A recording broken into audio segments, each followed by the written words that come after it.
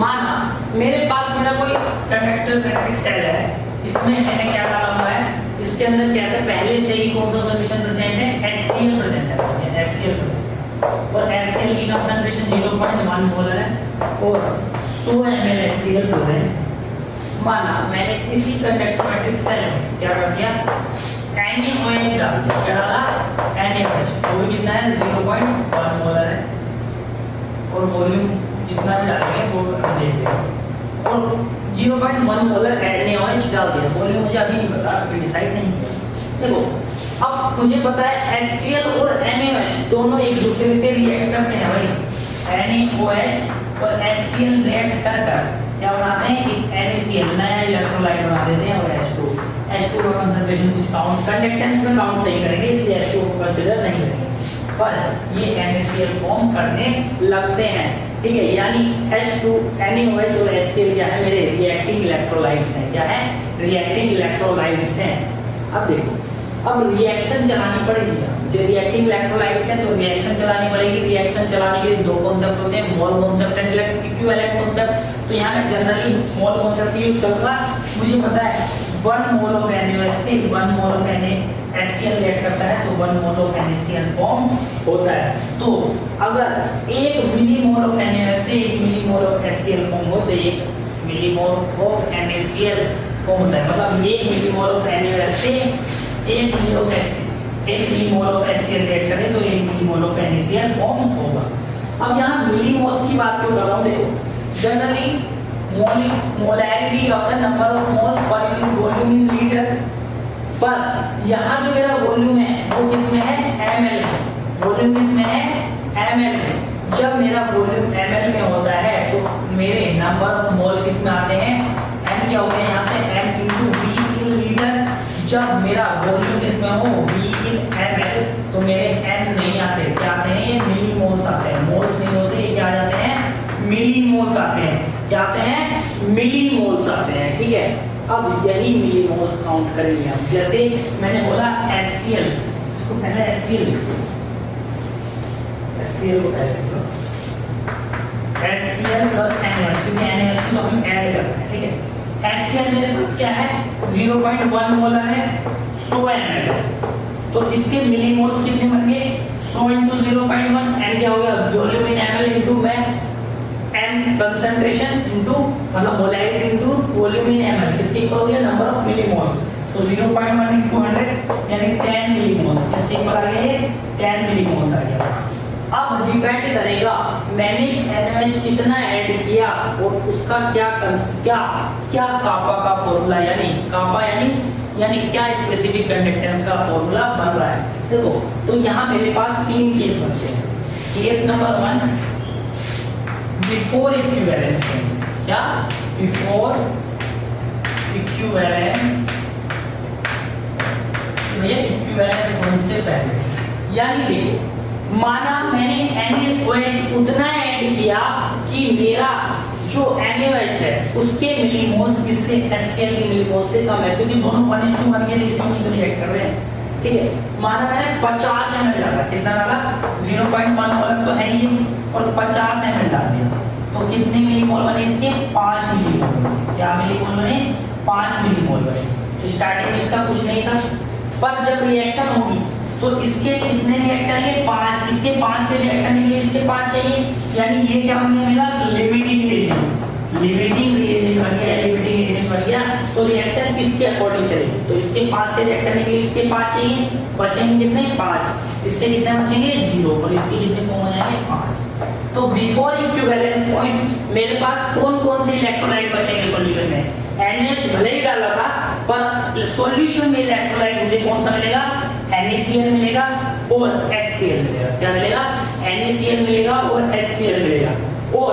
इनकी कंसंट्रेशन बदल गई होगी। अब HCl की कंसंट्रेशन 0.1 मोलर नहीं रही होगी भाई, चेंज हो गई होगी, क्योंकि मेरा वॉल्यूम चेंज हो गया। पहले 100 ml वॉल्यूम था, अब 50 ml NaOH और डाल दिया है, अब वॉल्यूम मेरा 150 ml हो गया होगा। अगर मैं बात करूं इसकी कंसंट्रेशन ऑफ HCl की, नई कंसंट्रेशन ऑफ HCl बन जाएगी 50/150,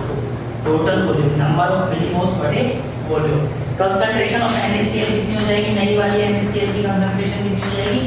5/150, सॉरी 5 पहले साइड 50 हो जाएगा, ये भी क्या हो जाएगी 5/150 और ये भी क्या हो जाएगी 5/150, ठीक है। तो बिफोर इक्विवेलेंस पॉइंट जो मेरा क्या हो जाएगा के सॉल्यूशन हो जाएगा, ये सब लिखेंगे बिफोर इक्विवेलेंस पॉइंट के बाद HCl प्लस NaOH रिएक्शन लिखेंगे और NaCl प्लस H2O तो काट देंगे, फिर इसका वोल्ट बताएंगे कि इसका कितना कंसंट्रेशन है, इसके कितने मिलीमोल 10 मिलीमोल, इसके 5, इसका कुछ नहीं, इसके 5 से रिएक्ट करने के लिए लिमिटिंग एजेंट, ठीक है, ये 0 बचेगा, ये 5 बचेंगे, ये कितने बच जाएंगे 5 और ये कुछ नहीं, इसका तो काउंट ही नहीं करेंगे। इसकी कंसंट्रेशन नई कंसंट्रेशन क्या हो जाएगी 5/150 की वॉल्यूम चेंज हो गया, इसकी चेंज क्या हो जाएगी, इसकी नई कंसंट्रेशन क्या हो जाएगी 5/150। देखो डाला NaOH का पर NaOH बचा क्या NaCl प्लस HCl, तो यहाँ जो के सॉल्यूशन लिखेंगे, क्या फॉर्मूला लिखेंगे के सॉल्यूशन का 1/1000 तो बाहर कॉमन आ जाएगा, ठीक है। नई कंसंट्रेशन HCl की लैम्डा m इनटू नई कंसंट्रेशन ऑफ HCl, मतलब ये किसके लिए HCl के लिए, प्लस और कुछ परसेंट क्या है लैम्डा ऑफ NaCl इनटू नई कंसंट्रेशन ऑफ NaCl, ये किसके लिए NaCl के लिए, ये फॉर्मूला बन जाएगा इससे पहले इक्विवेलेंस पॉइंट से, इससे पहले इक्विवेलेंस पॉइंट से पहले। अब बात करते हैं एट इक्विवेलेंस पॉइंट, कितने मान लेते हैं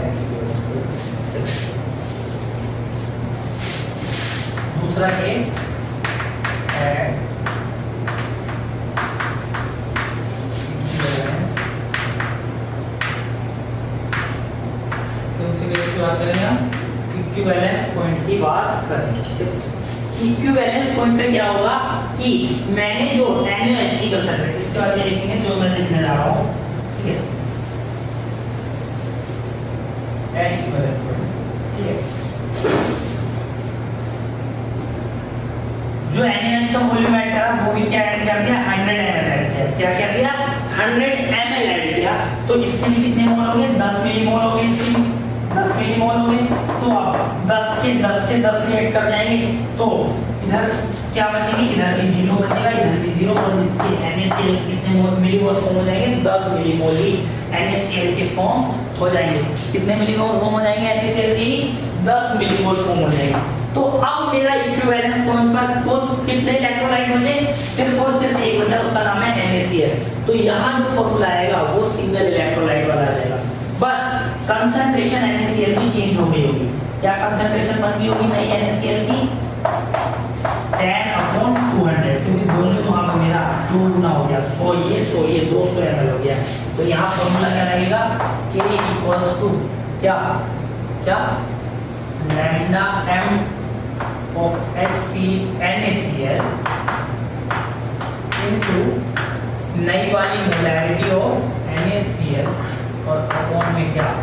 1000, ये 1000 था यार, क्या था ये 1000 था, ठीक है 100 नहीं था, ये 1000 होता है, क्या था 1000 था, तो यही फॉर्मूला आ जाएगा मेरा